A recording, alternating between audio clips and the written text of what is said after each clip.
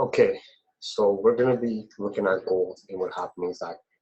So we already talked about the COT reports and how institutions are overall looking for shorts, and we can see that the tensions and the bounce makes a lot of sense when we look at daily, right? And I'll zoom in the time frames and see potentially what will happen next as well, but I'll go step by step.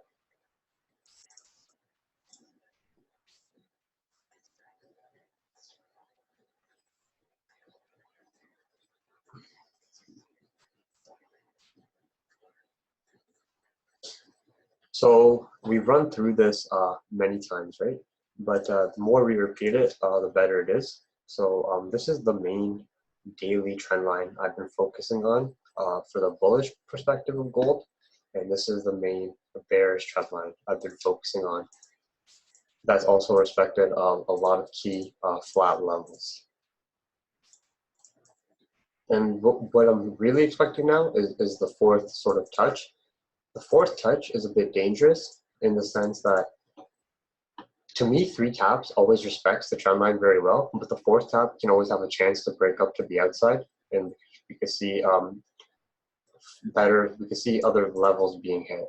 Let me extend these because I see these as supply zones in the daily because they line up with key levels as well as the trend line taps. So here we can see like 1340. Here we can see 1330, 1320.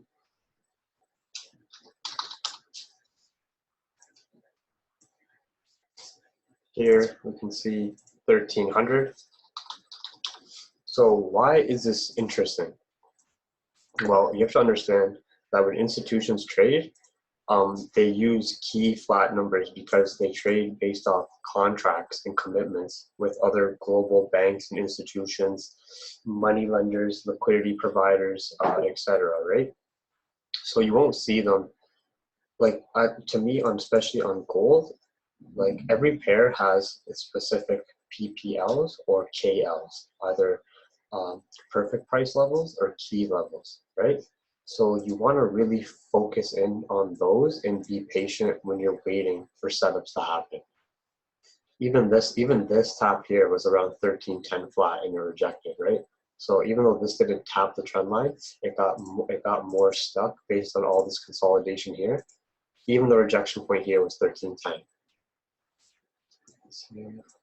Here. And we can see something similar where like the 1170 here, 1180 here, 1200 here, like, and then even here was what, 1265, 1260, 1270, right? So that's what I'm mainly seeing on the daily. This, why I have it highlighted so so thickly, I guess you could say, is because to me 1350 is a crazy rejection supply zone. There has to be a huge catalyst for gold to break up to the 1400s, right? This is 2016, so I hope that makes sense, right? It has to be a crazy. So I always talk about when you hit key levels, to break those key levels, you need a fundamental catalyst to follow up with that, right? So for me, for something, as soon as I see 1350 get tapped and I don't see any changes with the fundamentals going on related to gold, that would be an easy sell for me. So I'm just giving examples here, right? So the main areas of focus are always, in my opinion, on a technical standpoint, are the key flat levels when they line up with a zone and with a trend, right? Those are main areas of focus for me. So it's easy to see on the daily, right? Like when we see this on the daily, the view is so clear. You're like, wow, this is great. But when you're trying to enter, you have to understand that this tap right here is almost a $2 difference, right? Or this tap right here It tapped here, but it went up to 1346, rejected, then came all the way down. So how do we narrow down when to enter on these? Or how do we narrow things down? So first is I always try to confirm that it rejected a higher key level or perfect price level in the trend and out of zone, right? That's the first thing I look for. Then I'll look for how the pattern is playing out on the higher time frames, right? So first, let's talk about how this push right here lined up perfectly with our technicals, right? Can you see this zone here? It lined up perfectly with our technicals, and the fundamentals were the driving factor on why price didn't break down further. Because price, if we didn't get that fundamental trade tension push by Trump blacklisting further Asian companies, we would have saw the shorts already take place, right? If we didn't get the Feds telling basically telling everybody in their statement to be patient and having a dovish remark, we would have saw this go down, right? So that's why we saw, but instead, that's why we saw USD go down, or we saw Dow Jones extremely weak, because for one, the Feds were extremely dovish, and two, the trade tensions amplifying just causes a lot of inconsistencies. And when investors one day hear that the trade tensions are okay and the next day hear that it's not, they instantly jump to the safe havens, and we see a huge, this daily candle is quite aggressive, right? So what am I looking for here? I'm looking for something maybe even similar to this, or to this kind of setup, where we might get, so first we have to see how it reacts to the levels, right? We have to see if the daily can break a new higher high than the previous days here, right? Because that would signify that this trend, this minor trend on the bears that were run from 1300, a lot of us caught these buys from 1275, that $20 buys, right? The 1280 to 1300. We talked about that, and so that was all based on fundamental analysis and the technicals lining up. Then we noticed 1300 get tapped, and the trade tensions easing, and we saw USD rally harder, and it fell. It corrected the entire move, right? So this is what I mean when I like to trade markets that are balanced, and the reason I've stayed away from GBP, right? I like to notice that the impulsive moves get corrected, right? And it keeps the market balanced. And we know, even though gold is crazy, understanding this balance, we can still tread through it safely, right? So what am I expecting? So it's hard to say what's going to happen tomorrow. All we can do is look at key price levels and see how things change. So right now, the key price level would be 1285 flat.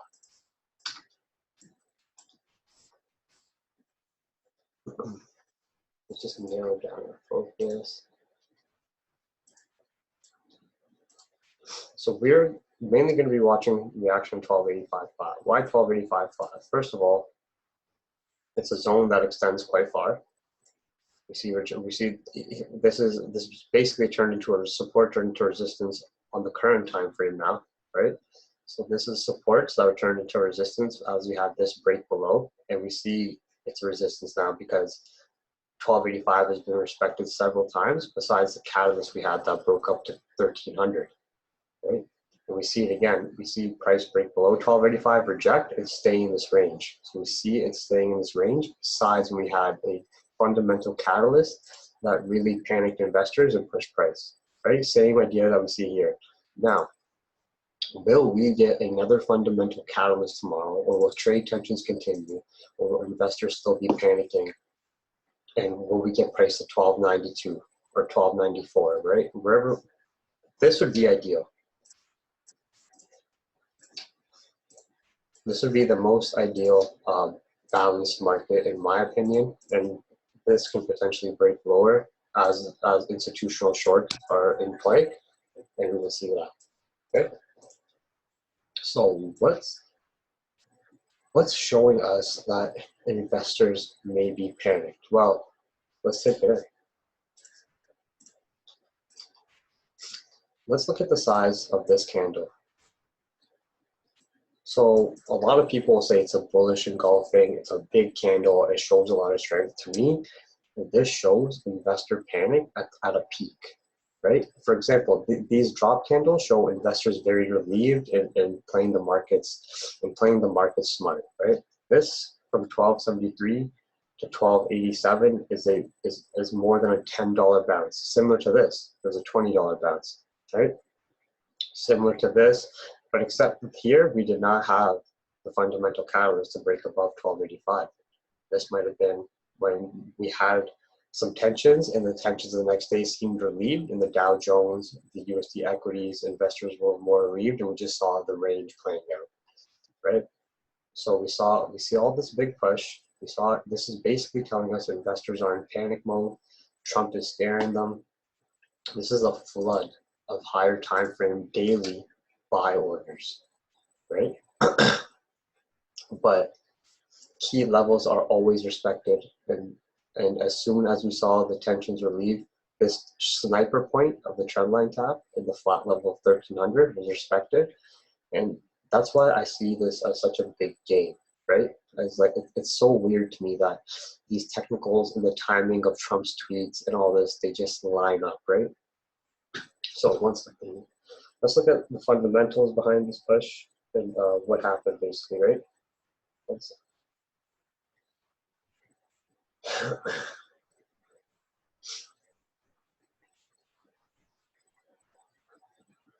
So the first thing we're going to read, so the first thing we read, so at 7 a.m., I read the Bloomberg America's Edition 5 Things to Start Your Day. You could just Google that.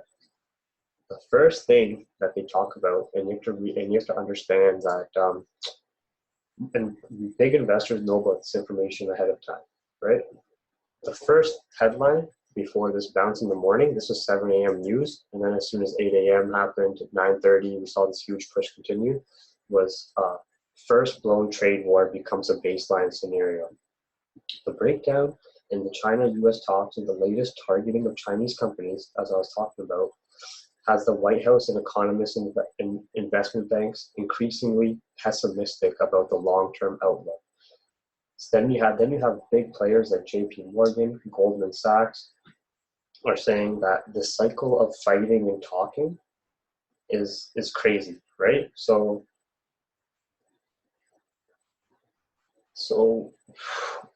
let's take this into a money perspective and how this is actually affecting trade so far. For example, in the last month, the three biggest tech companies within the US and Asia have lost $170 billion, right? We have to understand the ripple effect of this whole trade war and how it works and how to understand the manipulation and the ups and downs of it and line it up with our technicals, right? So that just, all I'm looking at is real-time information to read these candles. I don't want to just say this is a big-ass candle, it's a bullish, it's a bearish engulfing candle, and now we see a rejection. That's cool, right?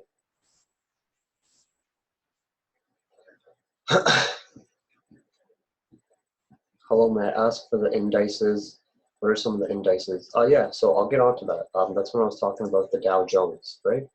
So the Dow Jones, but anyways, so we see big fundamental, I like to dissect this candle. This candle highlighted here, this green one, I want to dissect why it did what it did, why investors are behaving that way, what's the fuel behind it, and where will we see a reversal point or a continuation of it, and why, right? That lined up with the technicals gives me the highest probability of a setup, and I've noticed the way key levels match up with trends is extremely valid, right? So when you see me do my morning run through, I look at the current events, and then I look at the U.S. indices health, right? I'll look at the Dow Jones, S&P, and I'll just look at the Nasdaq, right? Some of the biggest companies are in the Dow Jones. So the Dow Jones is a good way to monitor the health of U.S. equities and what investors are doing. You have to be able to understand that just knowing if it's red or green isn't enough, right? You have to be able to understand the points of it, right? For example, minus 50 points red or green is not,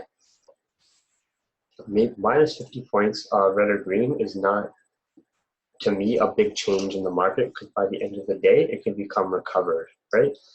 Then with gold, you have to look at global markets. So you have to look at Asian equities. You have to look at the indexes such as Hang Seng, especially because the trade war has so much tension on gold that you have to look at, what am I trying to say? You have to look at the two biggest players that are involved, which is the United States and China. In my opinion, China's basically playing games with them following suit to U.S. markets, when in reality, if China increases their stimulus, they will be fine. Like, China has the means and power to make sure their day-to-day economy and their citizens will be fine. The U.S., on the other hand, in my opinion, with this trade war, their corporations in the big five, in the Dow, or anybody that does this global trade will be heavily impacted. And because the United States imports so many goods from China, we'll see the citizens in day-to-day life and the price of goods in the US increase, right? So this trade war really isn't good for anybody, but that's just talking about that. What would be ideal is in the morning, if Bloomberg or whatever news we're reading ahead of time continues to talk about the tensions, we can see that be the catalyst to the break of 1285, and we might not get a $10 push. It might have to be continued into next week, and maybe that gap will push up to here. But that 1295 to 1297, 98, even to 1300, it can potentially, that's what I meant. You have to understand, and when we zoom in with lower time frames, understand that these wicks are $4 to $5, right? So we can see it reject 1300 and still close below this trend and continue down. So basically here, because it's a key level, because it's a strong resistance, we have a bullish engulfing and a strong bullish push based on investor panic. That's 100% what it is based on. Trade tensions, investor panic, USD equities low, Trump retaliating with China, etc., right? And normally, when one market is low, especially with the global tensions, it affects all the markets. So it'll affect Asian markets when they open. It'll affect, for example, when I share it talking about a sea of red, or when I share it talking about all the markets being healthy, usually the markets follow suit. The only market that sort of stopped watching so far have been the UK markets when London opens, just because of all the tensions and uncertainty related to GBP. A lot of investors do not want to deal with GBP currency. That does not mean that London markets don't move any other pairs, because there's still traders and European bank algorithms, etc., that create volume and move the markets, right? It's just, to me, there's more choppy movements, so I'd rather see what's going on to Asian and to New York, just to get a good feel for the price. So 4 hour, when we zoom in,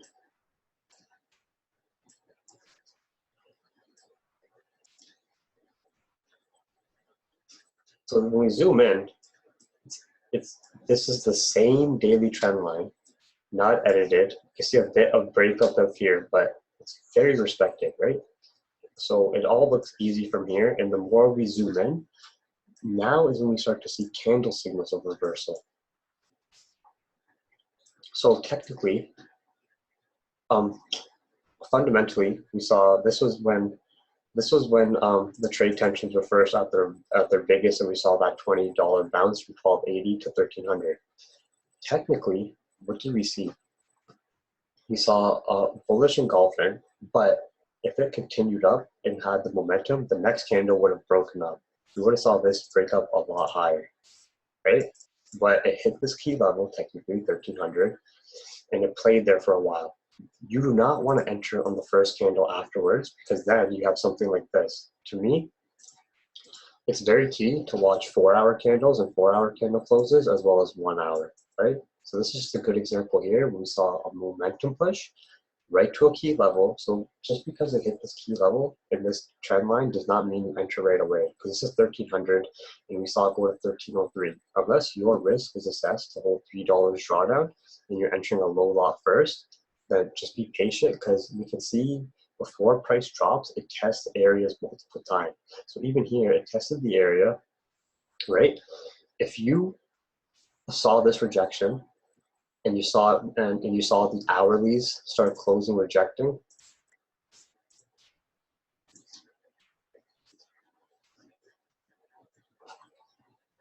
so this is what we would see.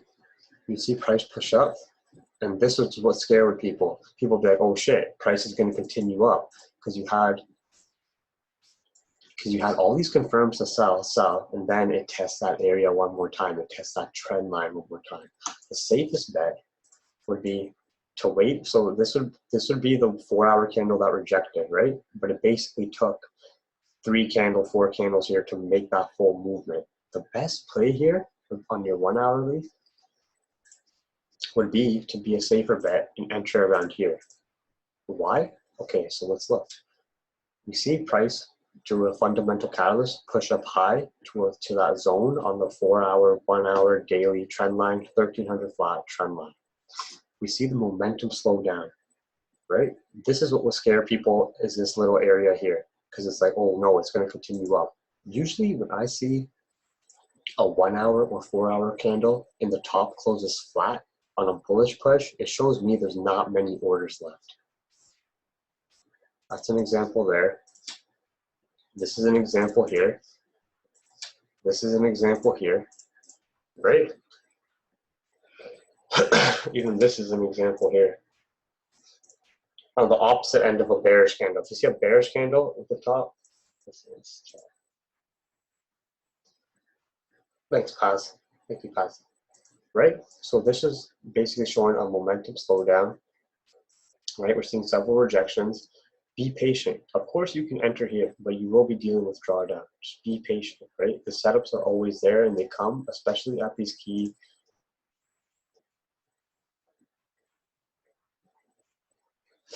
Following up question, instead of looking at how these indexes are going to be opening up and down, should I be doing some surface research on each major indexes to see what they are? Yeah. In your free time, please research the indexes and what they are. All the indexes are the top companies from that country or region, and they're grouped into an index and they're given a price on average, right? So what that tells you is how the biggest companies in that region are performing.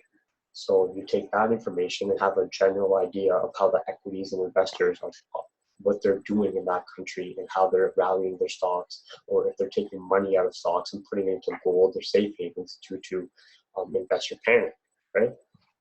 Anyways, so technically we see price push up, rejection, rejection, pin bar, rejection, price push up again, and it breaks that area.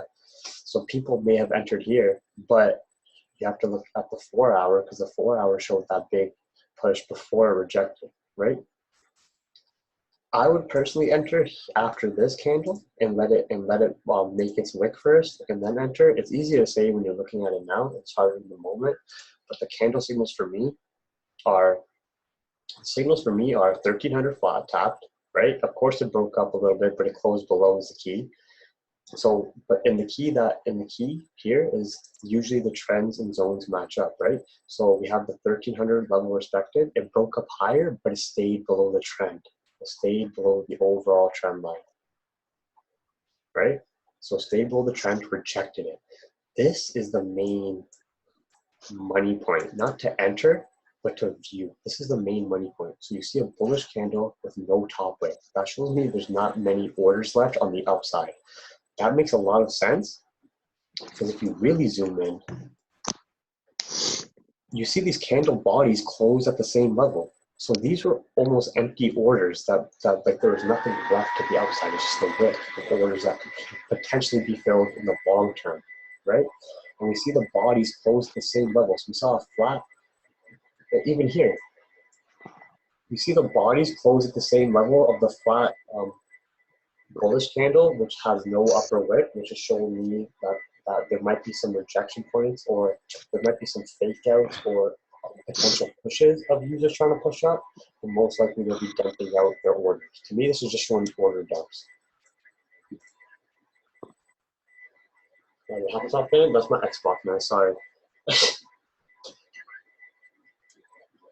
But no, that's my PC going too.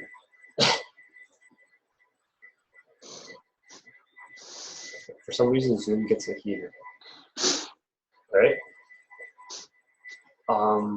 So yeah, so we see those candle signals here.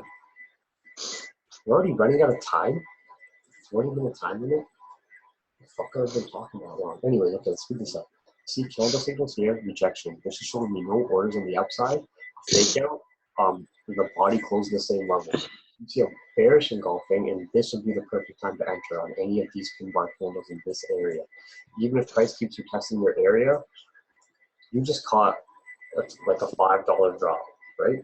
If you hold it, you set your stop loss to break even, or you set your stop loss a bit higher because you can get faked out here, or you just close out here. You can always keep re-entering on these areas.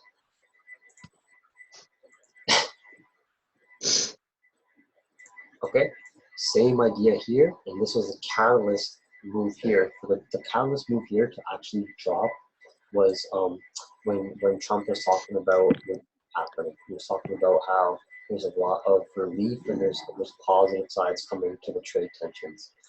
Same thing. See, in bullish engulfing, but you're really scared people. But if you look left with respect to our same key area, you see a very minor wick at the top, just showing you small order flow there.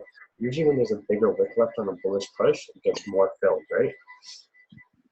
Then we see a bullish candle open there, close to the same level.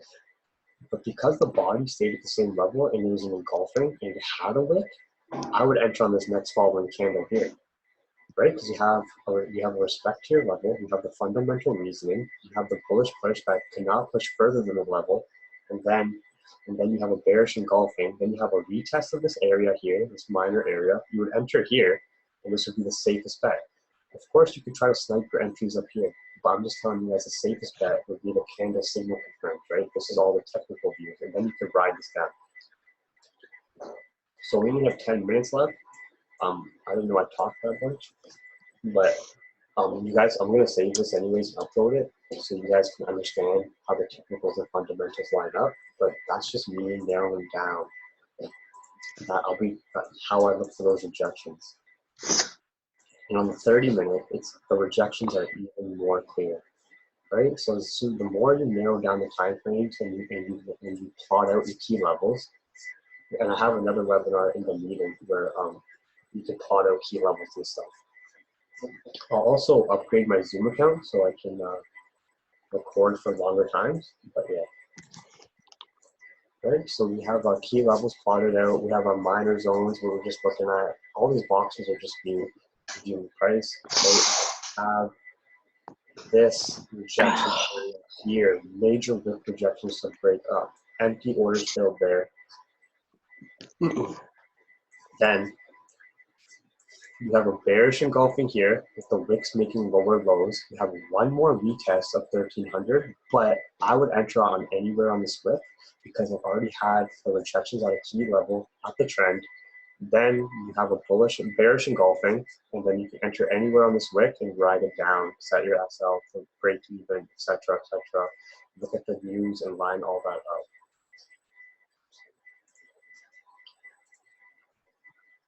Gold isn't really related to the Swiss franc currency, but the Swiss franc has a lot of correlation as a safe haven. So the yen, gold, Swiss franc are all safe havens. I don't know if you guys remember from movies or any financial movies.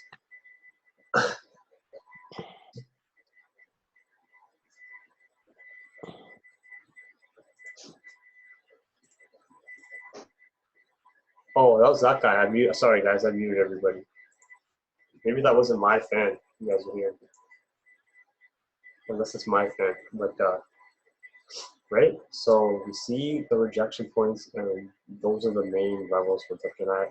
So for Swiss franc is a safe haven. A lot of big boys, you could call them, offshore money, Swiss banks. That's why the Swiss franc always has slow, stable growth, and it's always a very balanced market. Similar to the yen, which is a safe haven, and similar to gold, which is a safe haven. So they're not directly correlated, but when you see gold pushing, or a lot of investors panicking and moving their money to gold, they'll probably also be moving their money to the Swiss franc and to the yen as well, right? Any safe havens. So you have to understand those levels. And this was just a quick technical breakdown. I'll do another webinar tomorrow so I can start fresh on just the lower time frames, like 30 and below, and what I look for. But all I look for is reactions and price reacting to trends and key levels. So prime example here, 1300 in the trend, right? How it closed below, it's been respected, moves and waves. As a scalper, you can ping pong this all day because this is a level here called 95. But when you're looking for the intraday plays, this is where you're looking, right? This is the sells that we caught a long time ago, and the buys that we caught as well, and the fundamental reasons why. Same thing here. The bullish, so the bearish candle here on the inverse. These are just candle signals as examples, right, of real time. We see this level being respected, the support was being respected. We had our fundamental catalyst of Trump increasing trade war tensions and the Dow Jones going down, US equities being really weak. We saw a bearish candle with no further wick on the bottom side, and then we saw bullish engulfing of that candle right afterwards, right? That close at the same level, showing there's no more order flow to the downside, especially with the fundamental catalyst. We saw one more retest that did not break lower than the level, right? It just ripped and did not break lower after the bullish engulfing. So after the bullish engulfing, you could enter anywhere on this wick and then ride that up because you have the fundamental catalyst and the volume because this happened at New York, right? So I just wanted to give quick examples of how I line up the trends, the key levels, and how they line up with the fundamentals, and zoom in more on a bit of candle signals that I specifically look at. So I don't look at setups to enter, I just look at what price action is telling me and how supports are holding, what fundamental catalysts are going on, what the hourly, 30-minute, and 4-hour candles are showing me, and I'll enter based on that, right? So that's I got 2 minutes left, but I hope that was useful. I'll save this so everyone can watch it again, and I'll basically just call it trend lines, key levels, and the candle signals I look for, and how I look at candles like investor behavior, and I don't just look at it like just candles on a chart, right? I try to read what these are telling me about actual investor orders and banking, right? Like, so the no order flows below is just an example of what these candles are telling you. But every candle tells you a story. That doesn't mean you have to look at every candle, right? Because half these candles aren't telling a shit. But you already see signs ahead of time when price cannot break any lower, right? It's holding a support. There's no more order flow. This close to the same level. You could even enter here and just start holding buys, right? Same thing here. There's no order flow or blockage or some heavy wicks that are showing me that there is potential orders for the downside. They're just respecting this level. When you see these final, this would be before New York, right? This whole setup would be before New York. You can see this candle before New York is even setting up. And as soon as you see a flat bottom on the 30 is a bit riskier. As soon as you see a flat bottom on the hour, and then, or you see a pin bar, you see a doji, right? It's a good signal that with your fundamental analysis and looking at how markets are moving and understanding the overall structure,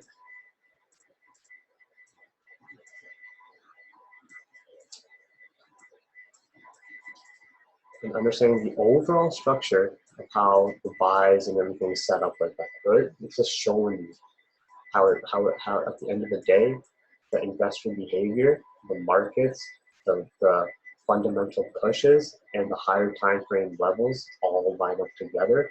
And all you have to do is be able to keep zooming in, right? The more you zoom in, the more you can see clearly. So yeah, this whole thing was recorded. I didn't forget. That's everything, guys.